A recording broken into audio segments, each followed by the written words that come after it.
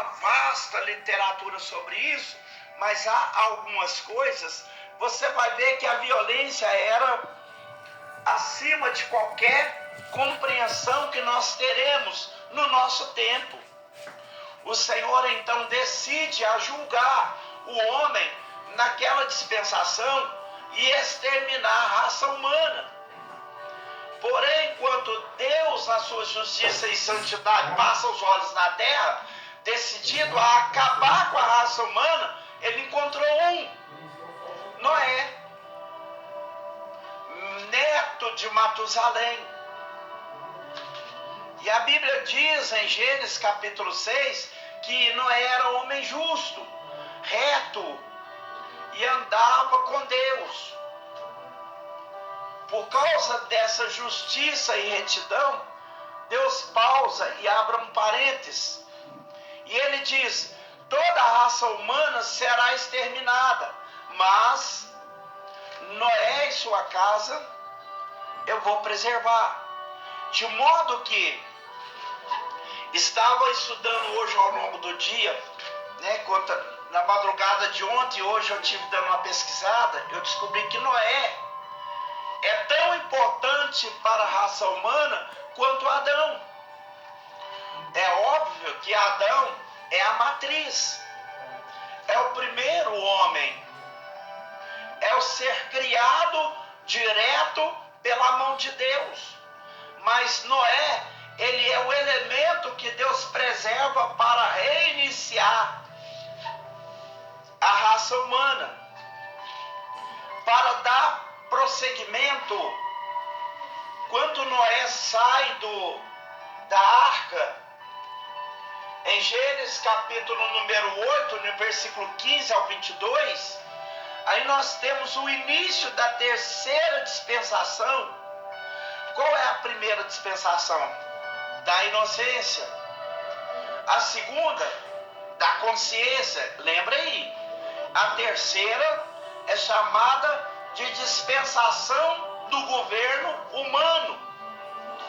Ela se estende da saída de Noé da arca até a dispersão dos povos na Torre de Babel. A duração dessa dispensação é de aproximadamente 427 anos. É o tempo entre Noé saindo da arca e a Torre de Babel. E é interessante observar que toda dispensação se fecha com um julgamento de Deus. E normalmente na nova dispensação, Deus muda o seu modo de tratar com a humanidade.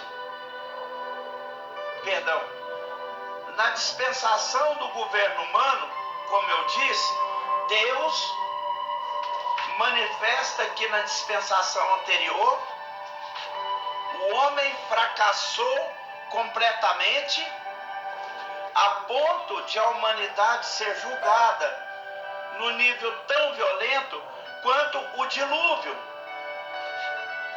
Esta dispensação que nós estamos em pauta agora é tão importante porque é aqui que você vai compreender a origem das nações, a origem das raças.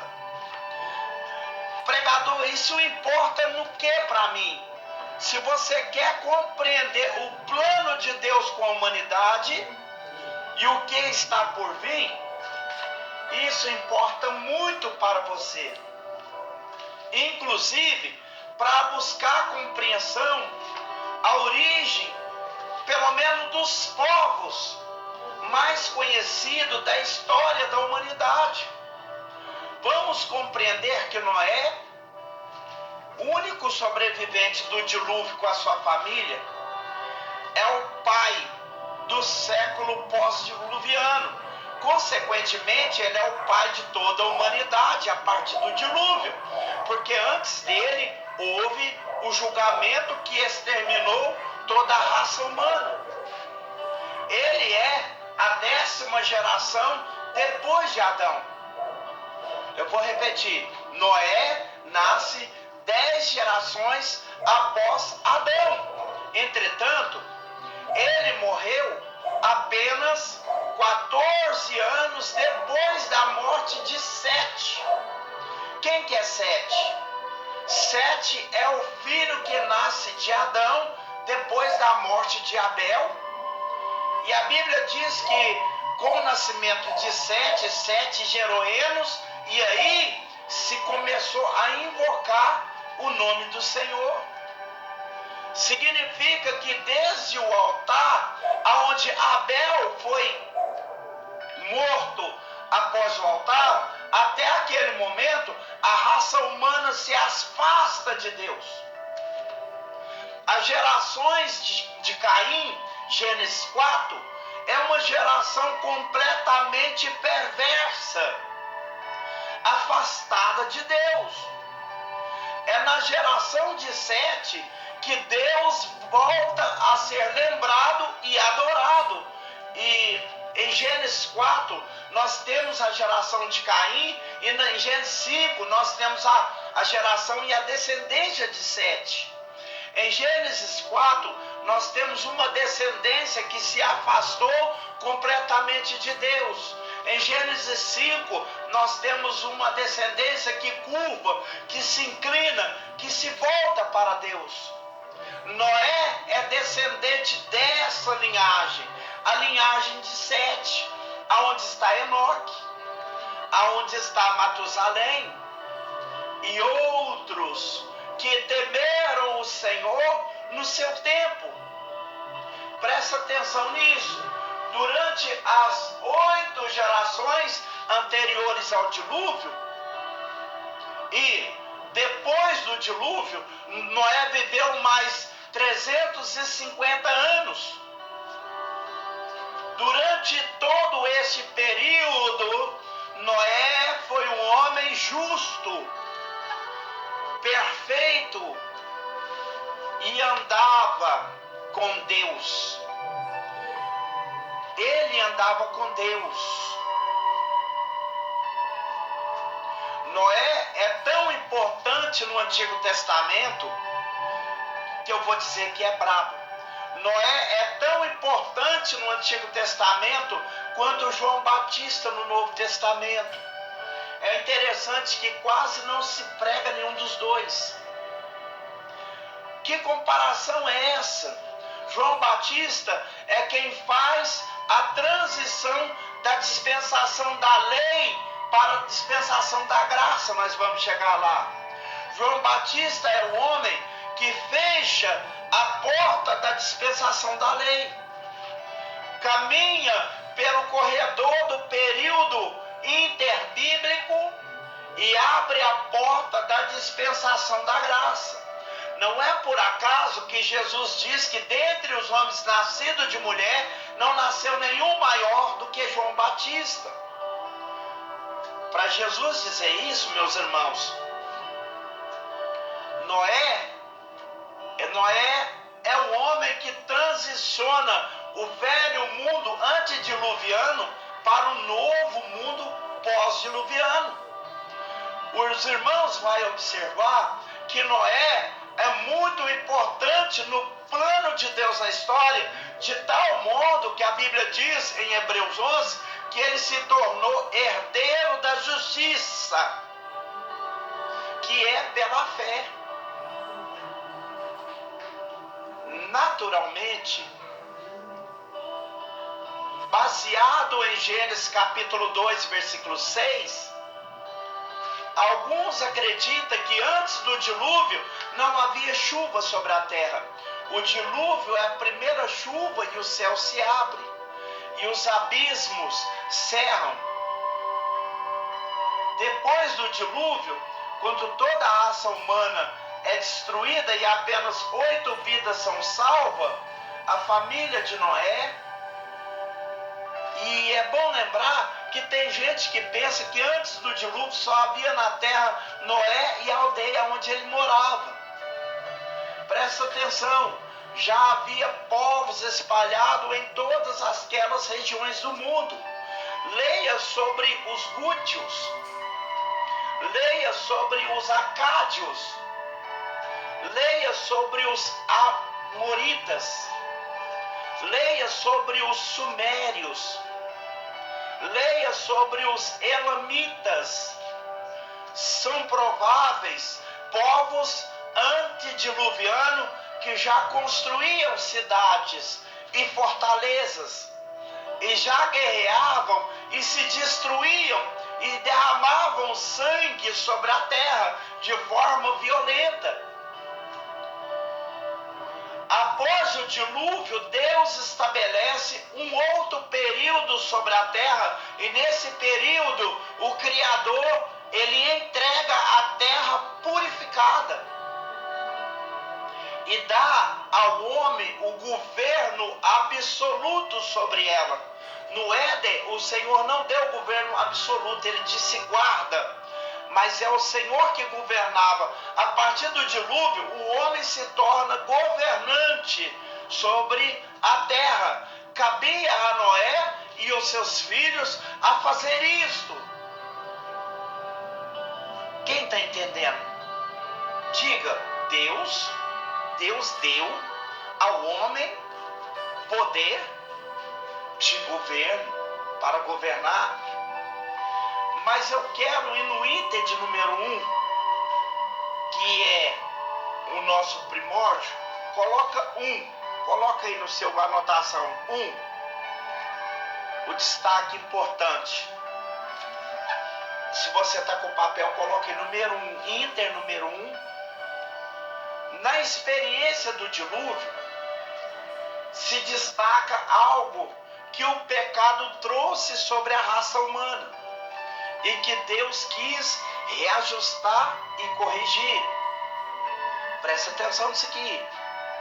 Quando Deus criou a mulher, ele a tirou da costela de Adão.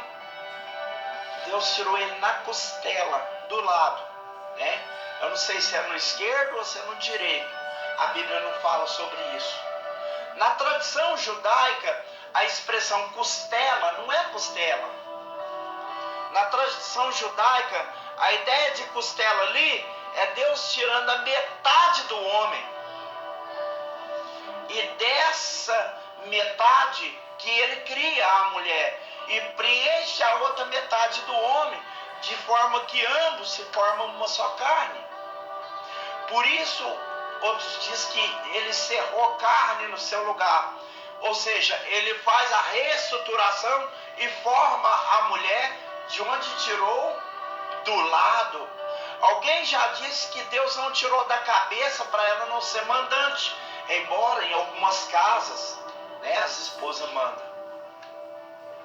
Também Deus não tirou do pé para ela também não estar subjugada, embora em alguns lares, deixa isso quieto para depois, ele tira do lado, porque a ideia de Deus é que a mulher seja adjuntora, auxiliadora. E é interessante que o Senhor usa a expressão auxiliadora idônea, ou seja, compatível, ou seja, igual, de igual tamanho, de igual importância, de igual valor. A diferença está nos papéis. Entretanto, quando Adão peca e Eva comendo o fruto proibido, o Senhor disse à mulher: em dor dará luz a filhos, aumentarei grandemente a dor da sua conceição. O seu desejo será para o seu marido e ele terá domínio sobre ti. Então, uma sentença vem com uma consequência do pecado. 1656 anos depois, vai chover e a raça humana vai ser exterminada. Deus decide corrigir essa tragédia do Éden. E em Gênesis capítulo de número 6, versículo 18, 6, versículo 18, o Senhor diz assim: Noé, entrarás na arca, tu e os teus filhos. Tu e teus filhos, anota isso aí. Tu e teus filhos, a tua mulher e a mulher dos teus filhos. Entra na arca você e teus filhos, e atrás está subtendido a tua mulher e a mulher dos teus filhos. Isso era uma ordem. E Noé, diz a Bíblia em Gênesis capítulo 7 e no versículo 7, Gênesis 7, 7, diz assim: e entrou Noé e os seus filhos. Diga, Noé e seus filhos. Isso é algo que você não pode esquecer. Sua mulher e as mulheres dos teus filhos com ele na arca, por causa das águas do dilúvio. Noé fez o que Deus mandou. Entra você e os teus filhos, a tua mulher e a mulher dos teus filhos. Ok, a chuva desceu. Eles permanecem trancados ali por um tempão. Na hora de sair da arca, Gênesis 8, 16, o Senhor diz assim: então falou Deus a Noé dizendo: sai da arca, tu e tua mulher contigo, e teus filhos, e as mulheres dos teus filhos. Para entrar, o Senhor disse: entra na arca, tu e os teus filhos. Para sair da arca, ele diz: sai tu e os teus filhos. Deus está trazendo para entrar, ele entrou com os filhos. Para sair, ele sai com a mulher. Deus está trazendo a mulher de volta. A Bíblia diz em Gênesis 8, 18: então saiu Noé e seus filhos, e sua mulher, e as mulheres de seus filhos com ele. Você está entendendo até aqui? Noé não fez o que Deus mandou que Noé fizesse na saída. Na saída, Deus diz: sai da arca, tu e a tua mulher, os teus filhos e as mulheres deles. Mas Noé sai com os meninos, com os filhos. Presta atenção. Se Noé tivesse obedecido a Deus desse detalhe, não teria acontecido a tragédia da vinha, quando Cã entrou na tenda e Noé estava nu. Quem estaria na tenda não seria Cã, seria a mulher. Quando você desobedece a Deus em pequenos detalhes geram grandes rupturas. E ao longo da história, apesar do movimento feminista dizer que a Bíblia é machista, que o cristianismo é machista, presta atenção: quem resgatou a posição da mulher no plano de Deus foi Jesus. O cristianismo é que traz à mulher a sua posição original. Essa pausa que Deus deu para a reflexão é para a glorificação do seu santo e bendito nome. Porque na Grécia Antiga, quando o homem morria, a esposa dele era sepultada viva ao lado dele, porque ela não podia ser de outro, ela era propriedade exclusiva dele. Na Roma Antiga, a mulher chegou a ser vista como a personificação do demônio. No cristianismo, Jesus diz: ambos serão uma só carne. No cristianismo, Paulo diz: o marido pague à mulher a sua devida recompensa. No cristianismo, a Bíblia diz: vós, marido, honrai as vossas mulheres e não os as tratei asperamente. No cristianismo, a Bíblia diz: o homem é o cabeça da mulher. Aí as mulheres que não entendem a Bíblia ficam iradas, com o estômago revirando. É porque cabeça ali é que fale, é o que cobre, é o que protege, aquele que circunda, aquele que ampara. Então vale um glória a Deus poderoso. Jesus resgatou o papel da mulher na sociedade, e isso é tão extraordinário que Deus escolhe uma mulher para dar luz ao Salvador do mundo. O super-homem caiu numa cápsula. A Mulher Maravilha, ninguém sabe de onde veio. Jesus nasceu de uma mulher, ele tem um endereço, ele nasceu em Belém, viveu em Nazaré, exerceu seu ministério em Cafarnaum e salvou a humanidade. Oh,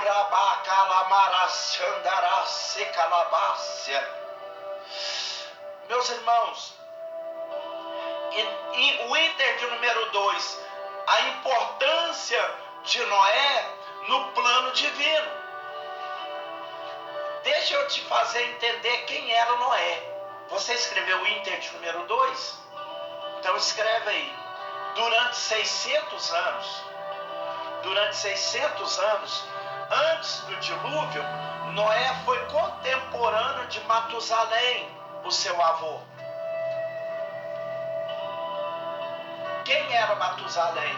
O homem que mais viveu na terra, 965 anos.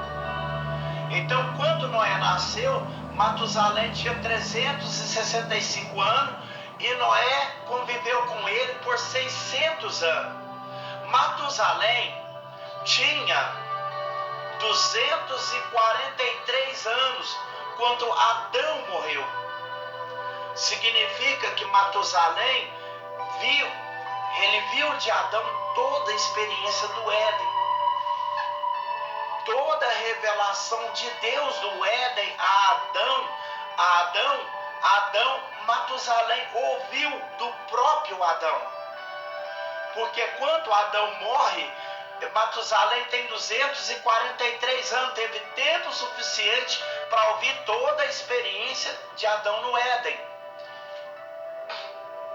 Noé, ele convive com Matusalém 600 anos.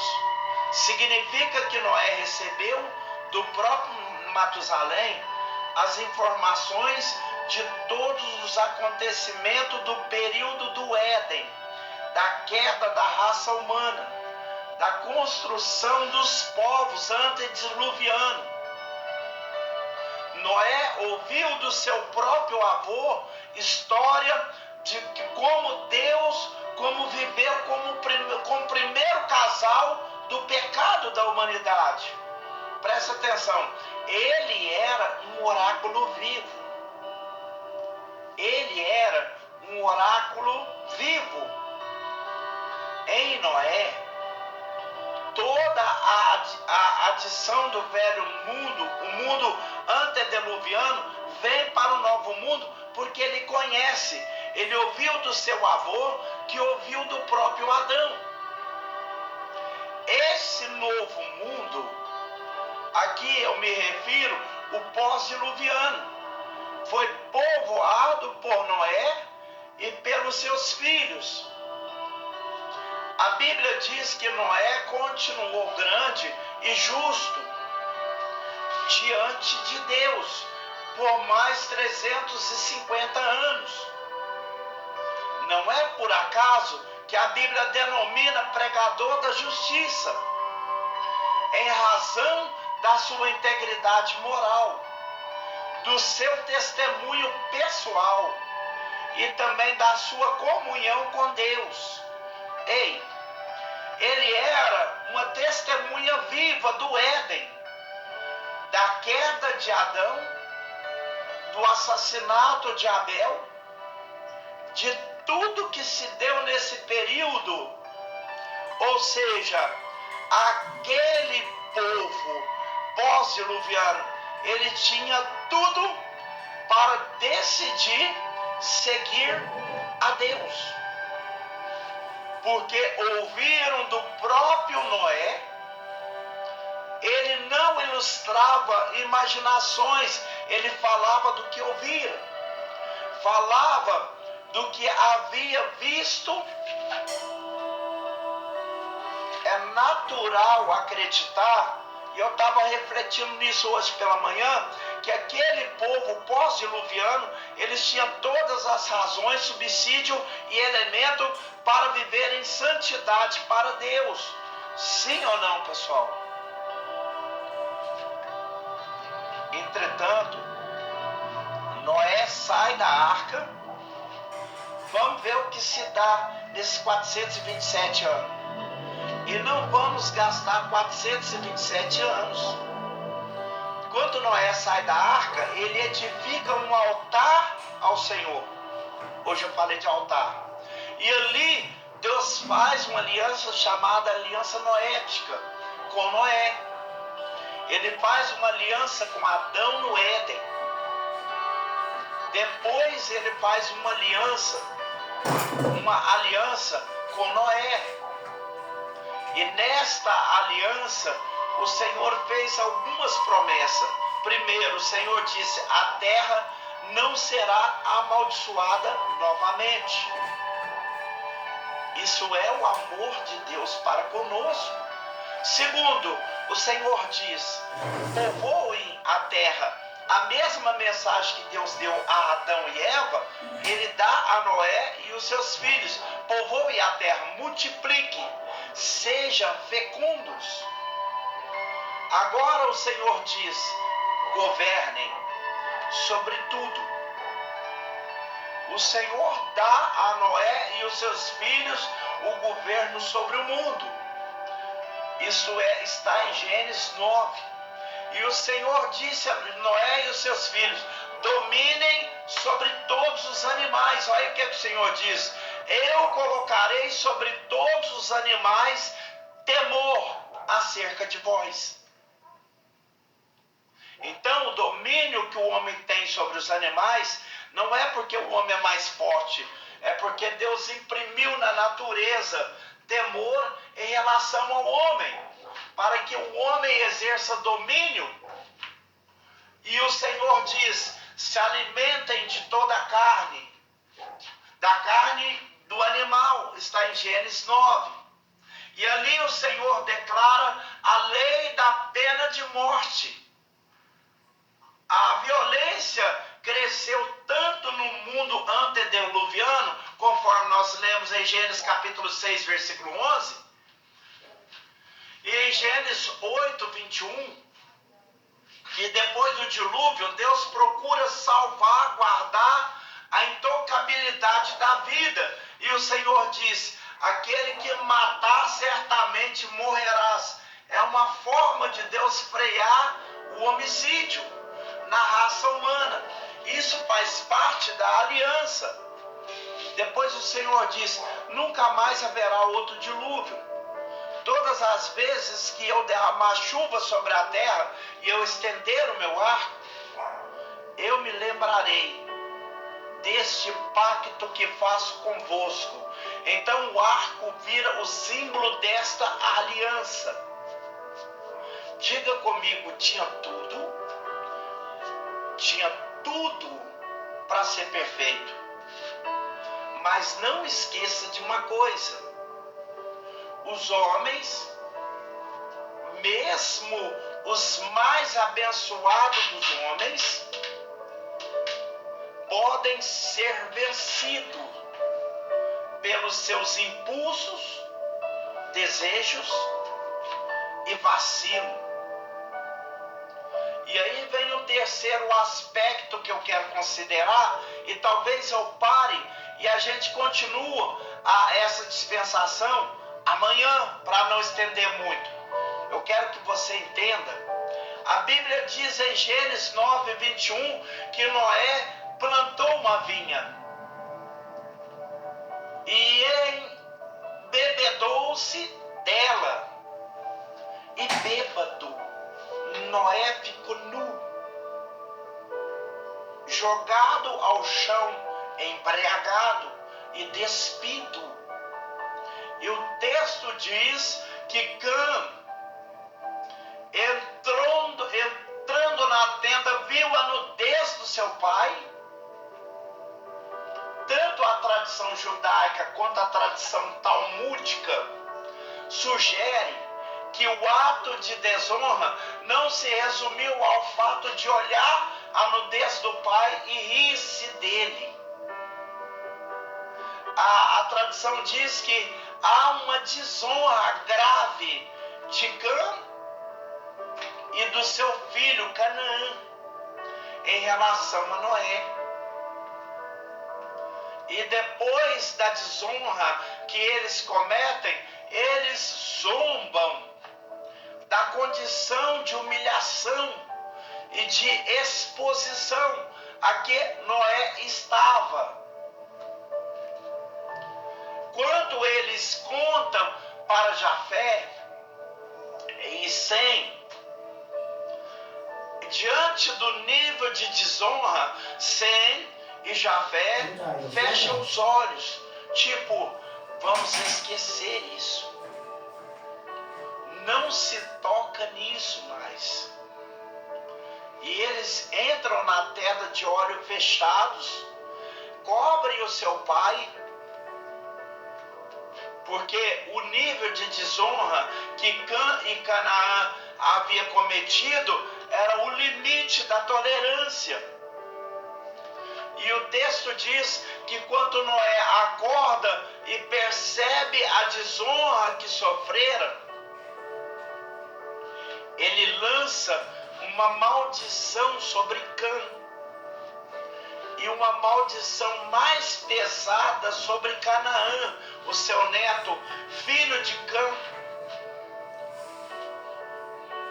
É interessante, meus irmãos, observar que a partir de então, ao longo da história de Israel, os cananitas se transformam nos maiores adversários da nação de Israel, até que foram completamente extintos no livro do profeta Isaías, capítulo 17.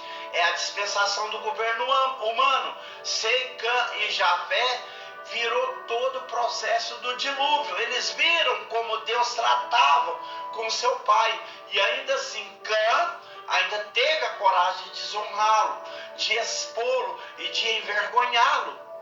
Uma pergunta que eu me fiz: por que a maldição de Cã caiu sobre Canaã?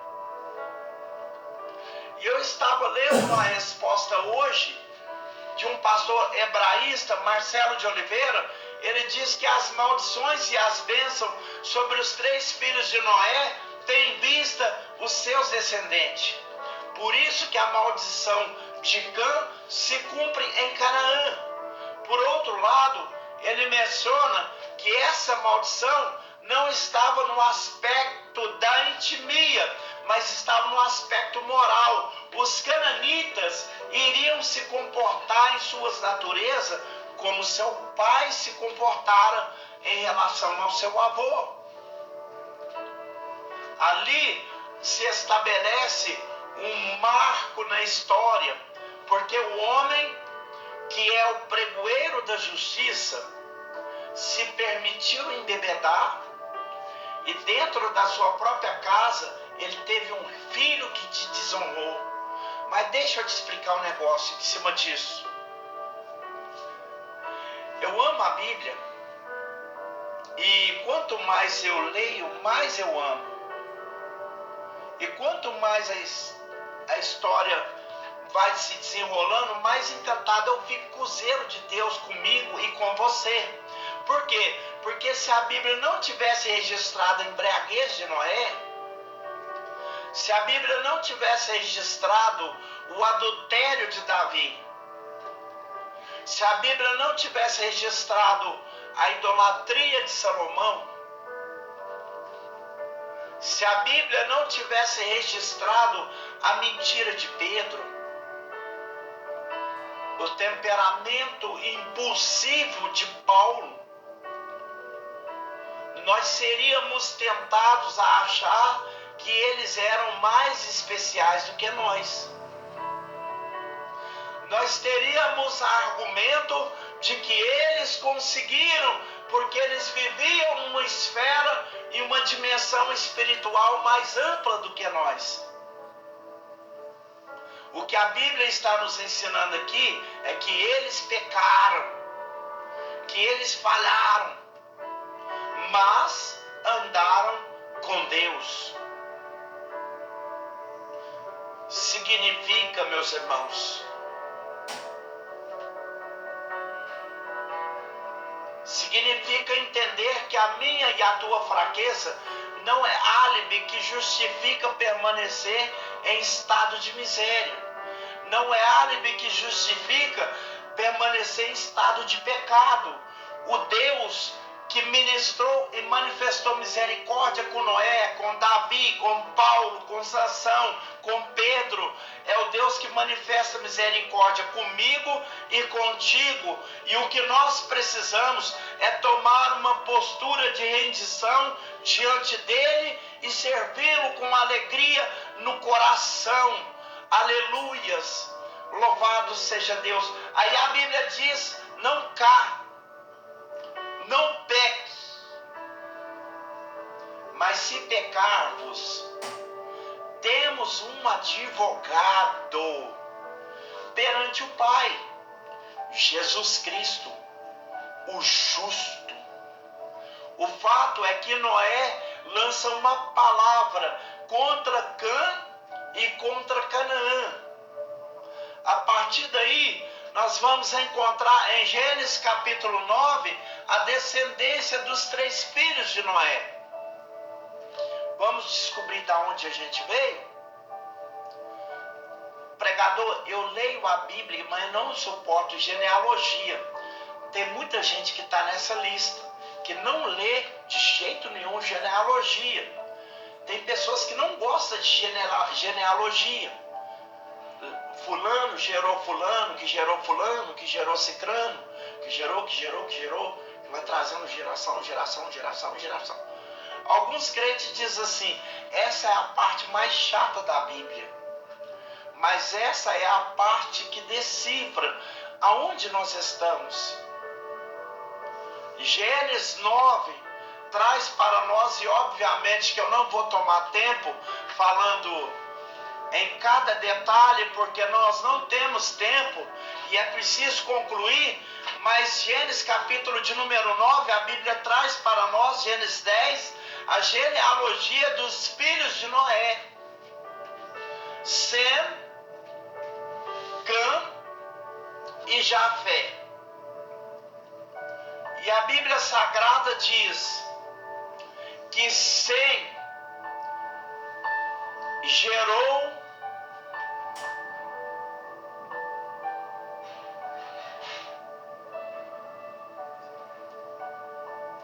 deixa eu olhar aqui o versículo 21. Sem foi pai dos filhos de Éder e irmão mais velho de Jafé. A ele também nasceram filhos.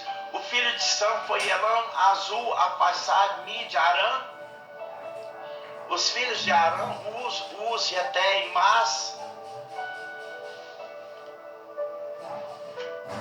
A descendência de Sem é a descendência que povoou as regiões asiáticas. Desde as praias do Mediterrâneo até o Oceano Índico. Ocuparam a zona central das nações entre Jafé e Cã. É deles que descende o próprio povo de Deus, Israel. E a descendência de Sem se constitui na descendência central das Escrituras. Os judeus, os assírios, os sírios, os povos da parte norte do Vale de Eufrates são descendentes de Sem. Presta atenção numa coisa, Sem nasceu 120 anos antes do dilúvio. Conheceu naturalmente seu pai Noé. Conheceu o seu avô Lameque. E conheceu o seu bisavô Matusalém. A tradição talmúdica diz que Sem era um grande profeta de Deus no mundo antigo. Um homem que temeu ao Senhor por todos os anos que viveu. Lameque, avô de Sem, conheceu Adão por mais de 50 anos.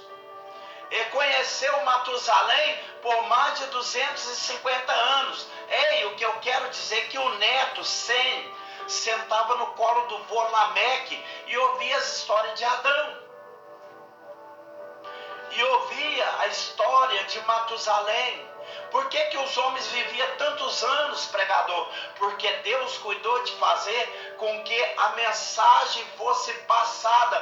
Para isso, os homens tinham que viver mais, a fim de alcançar gerações diversas, a fim de que a mensagem fosse transmitida.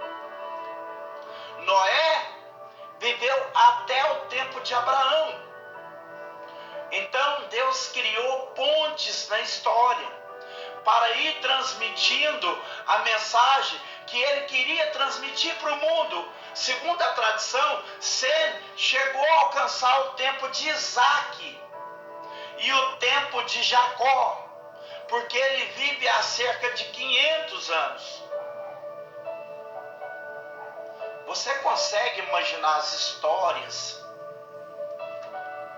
Aquilo que eles conversavam. Há uma declaração profética em Gênesis 9, 26 e 27 sobre Sem, dizendo que ele teria uma relação especial com Deus e que a sua descendência pertenceria ao Senhor. Portanto, a descendência de Sem ocupa toda a região da África e toda a região que envolve o Eufrates e a região norte da África. E a descendência de Cã foram notavelmente poderosas no princípio da história do mundo antigo. Constituiu a base dos povos que mais relações travaram com os hebreus, fosse amigo ou inimigo. Se estabeleceram na África Central, no litoral mediterrâneo da Arábia e da Mesopotâmia. A descendência de Cã são a Arábia Meridional e Central, o Egito, a costa horizontal do Mediterrâneo e a costa horizontal da África. Por causa da sua desonra com seu pai, Noé profetiza que a descendência de Cã seria serviçal. É bom lembrar que Cã é pai da Etiópia, da Líbia, dos palestinos e do Egito, que se tornaram as raças predominantemente turanianas e negras. Cã é pai de Nimrod. Diga comigo, Nimrod. Quem que é Nimrod, pregador? A Bíblia diz que ele é o primeiro homem poderoso da terra. Ele é o fundador do Império de Babilônia. É o idealizador da Torre de Babel. Nimrod é quem fundou a cidade de Nínive e mais 10 cidades. Que se importa em quê? Ele é a primeira personificação da idolatria e da malignidade na história da humanidade. Em que isso se conecta com a gente? Nimrod é o homem que mata Arã. Quem é Arã? Filho de Terá, irmão de Abraão, pai de Ló. É Nimrod que elimina, que mata Arã, pai de Ló. E eu vejo muitas vezes pregador dizer que Abraão desobedeceu a Deus. Abraão sai da sua terra, do meio da tua terra, da tua parentela, e ele levou Ló.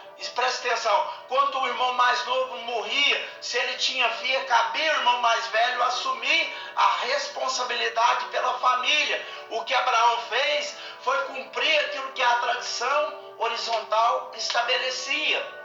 É preciso entender esse detalhe. Quando você entende esse detalhe, diminui a chance de divagar no tempo. E Jafé, para a gente concluir, Jafé é quem gera Magog, os russos, e é toda aquela região da Rússia, são filhos de Jafé. Java, gregos, latinos e franceses. Nós somos, portanto, descendentes da árvore genealógica de Jafé. Ele é que gera Tubal, Turquia, Gomer, alemão, alemães, celta, eslavos, escandinavos, noruegueses, dinamarqueses, holandeses, suíços, são descendentes de Jafé. Pregador, entender isso aqui me mostra, me ensina o quê? Te ensina que Deus fez com que as nações, os povos se espalhassem sobre a terra. A ordem era crescer e multiplicar e encher a terra, povoar a terra. O homem tem uma ordem. Chega um momento em que Nimrod decide que povoar a terra não fazia parte do plano. Tipo, Deus quer espalhar a gente para nos enfraquecer. Então decide a construir uma torre chamada de Babel. Alguém diz que isso é lenda, né? Não. Alguns pesquisadores apontam que a Torre de Babel se chamava Etemenanque. É uma espécie de templo chamada de Ziburaque, muito conhecida entre os sumérios. A palavra Etemenanque significa a casa que está no céu, mas tem alicerce na terra.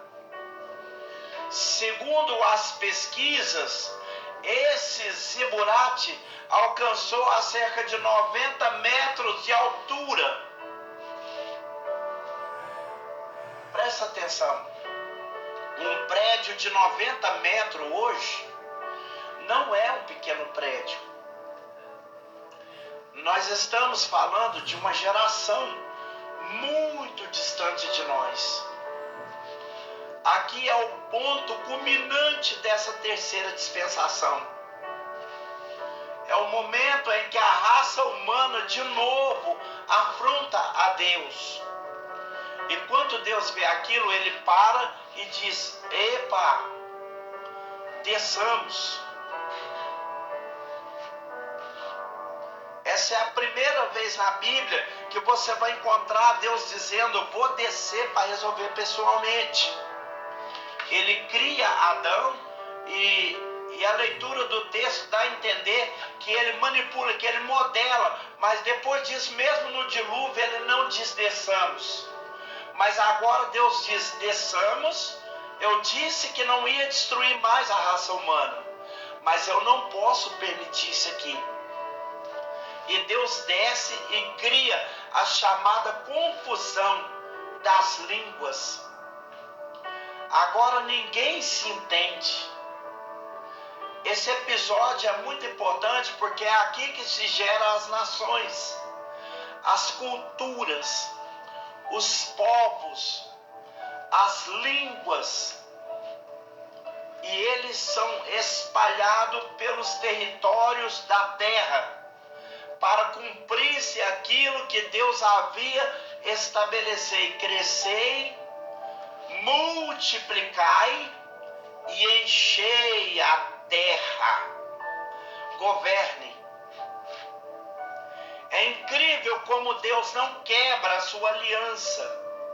Ele assegura, não destrói mais a humanidade, mas interfere na história. Essa terceira dispensação, outra vez, mostra que o homem não é apto para cuidar dos negócios de Deus a bel prazer. O homem não tem condição de caminhar por vontade própria. Ele chega ao nível que Paulo descreve em Romanos 1, 21 a 28. Quando Paulo declara que o homem se corrompeu de tal modo que colocou a criatura no lugar do Criador. Aqui os povos se espalham sobre a terra e agora o plano vai se cumprir, mas Deus estabelece a sua relação direta com a descendência de Sem. Porque, preste atenção nisso, Nimrod, da descendência de Cã, mata Arã, filho de Terá, irmão de Abraão. Aqui vai começar a quarta dispensação que eu vou falar amanhã. É nesse momento que Deus chama Abrão e manda Abrão sair da região de Ur e ir para Canaã. Presta atenção numa coisa: a chamada de Abraão não se dá em Gênesis 12. A chamada de Abraão se dá em Gênesis 11. Estevão diz que Deus falou com Abrão antes de ele habitar em Harã. A tradição talmúdica diz que enquanto Nimrod soube que havia um tal de jovem Abrão, filho de Terá, que adorava um Deus diferente, um Deus que eles adoraram, ele procurou Terá. Terá era fabricante de ídolo em Ur dos Caldeus. E Terá, com medo de Nimrod, denunciam a fé de Abrão. E Nimrod decide colocar Abraão à prova. Se ele sobrevivesse à prova que ele estava estabelecendo, ele permaneceria vivo, mas não poderia permanecer morando ali para não contagiar o povo com a sua fé. E depois de passar pela prova que Nimrod estabelece, Abrão sobrevive e agora ele vai morar em Harã. E de Harã ele sai para Canaã. E em Abrão se cumpre a promessa do Éden. Da semente da mulher levantarei o varão que esmagará a cabeça da serpente, porque Jesus é da descendência de Abraão. Quem entende isso, diga glória a Deus. Desde então, meus irmãos, o homem não governa para Deus. Desde então, o governo do homem não é governo para Deus, mas é governo para si. Não culpe Deus pelas mazelas do mundo. Quem governa o mundo não é Deus. São os homens. Ele tem domínio sobre aqueles que se rendem a ele, como eu e você. Mas aos homens governa para si e para o seu prazer. O que nós precisamos é orar por aqueles que governam nas maiores instâncias e nas menores, para que eles sejam aquebrantados pelo temor de Deus e pela presença de Deus. E digo, para concluir, em se falando de governo, entendo que a igreja brasileira deveria se posicionar com muito mais ênfase pela sua nação, em oração pelo seu governo e pelos seus governantes, porque eles governam de acordo com as suas ideias e conceitos. Mas Deus escolheu para si um povo com quem ele se relaciona. E se esse povo que se chama pelo meu nome se humilhar e orar e buscar a minha face e se converter dos seus maus caminhos, então eu os ouvirei desde os céus, perdoarei os seus pecados e sararei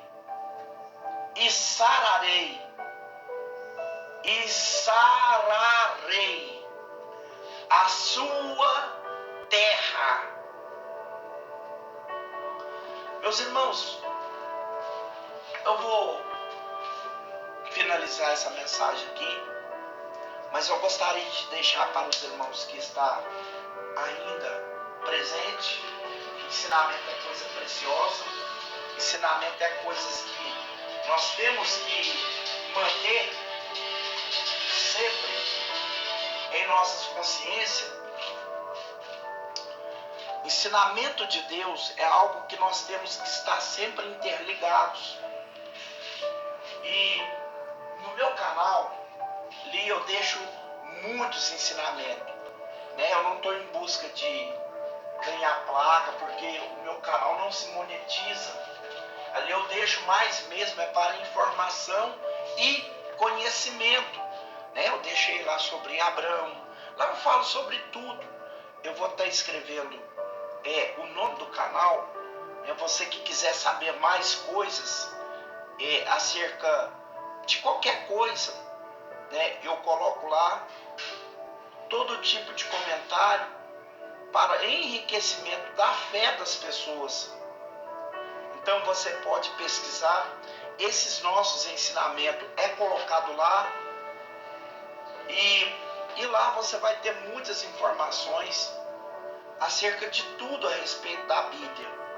Eu deixei na mensagem, o canal chama Enio a serviço do Rei, a serviço do Rei, a serviço do Rei. E nós já vamos fazer a oração da fé. Querido Deus e eterno Pai, em nome do teu Filho amado Jesus Cristo de Nazaré, a tua palavra foi mencionada, Pai, ao ouvido do teu povo. Deus, o Senhor viu o tempo todo que não houve persuasão. Aqui nós falamos o tempo todo da tua palavra. Não teve conversa paralela. Não teve conversas fraca, furada, que poderia contaminar o coração do teu povo, a fé do teu povo. Falei, Pai, somente da tua palavra, assim como o Senhor me ordenaste. Deus, e que esta palavra venha germinar em cada vida que ouviu. Cada uma dessas pessoas que ficou até no final, significa que elas amam a tua palavra. Significa que elas não abrem mão de estar contigo. Deus, fazem em cada uma dessas pessoas um calvário de justiça. Abre o leque das tuas revelações na mente deste meu irmão que ficou até agora, dessa minha irmã que ficou até agora, e enche, meu Pai, eles com o teu poder e faça deles um instrumento precioso para glorificar e exaltar teu nome que é bendito e que é santo. Que a graça do nosso Senhor Deus de Israel, o amor do nosso eterno Senhor e Salvador Jesus Cristo e as doces revelações do Espírito Santo esteja com todos e toda a igreja diga amém. Amém. E graças a Deus. Meus irmãos, a paz do Senhor a todos. Não esquece de me convidar.